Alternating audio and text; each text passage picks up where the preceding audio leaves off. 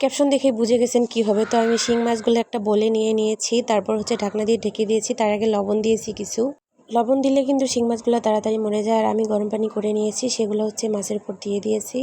আসল ম্যাজিক কিন্তু এখানে, মাছে যখন আপনি গরম পানি দিয়ে দিবেন সাথে সাথে মাছের উপরের যে চামড়ার উপরের ময়লা সেগুলো কিন্তু নরম হয়ে যায়। আর আমরা যে হাঁড়ি পাতিল ধুই সেই মাজুনি দিয়ে হালকা পাতলা একটু ঘষা দিলে শিং মাছগুলো একদম সাদা ধবধবে হয়ে যাবে, কোনো কষ্ট করতে হবে না। আমার মনে হয় পৃথিবীর মধ্যে সবথেকে সহজ উপায় এভাবে শিং মাছ যদি পরিষ্কার করতে যান কোনো কষ্ট করতে হবে না, এটা সবথেকে সহজ উপায়। আমরা বাজার থেকে যদি শিং মাছ কিনে আনি, শুধু এই ঝামেলার কারণে আমরা শিং মাছ খেতে চাই না। আমি আমার কথাই বলি, আগে শিং মাছ নিয়ে আসলে আমি অনেক রেগে যেতাম এবং পরিষ্কারও করতে পারতাম না। প্রথম দিকে তো সত্যি কথা বলতে গেলে আমি এমনিই রান্না করে খাইতাম, তারপর আমার খালা একটু ঘষে দিত।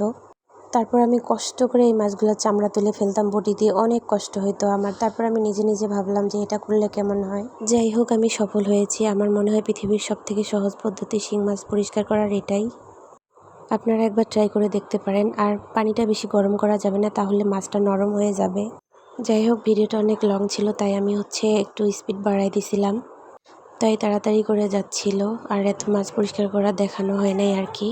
তো যাই হোক, আজকে ছিল আমার এই শিং মাছ পরিষ্কার করার টিপস। এটা একটা নিনজা টেকনিক আর কি। দেখেন মাছগুলো কত ঝকঝকে তকতকে হয়ে গেছে। এভাবে কিন্তু আপনারা করতে পারেন। আল্লাহ হাফেজ।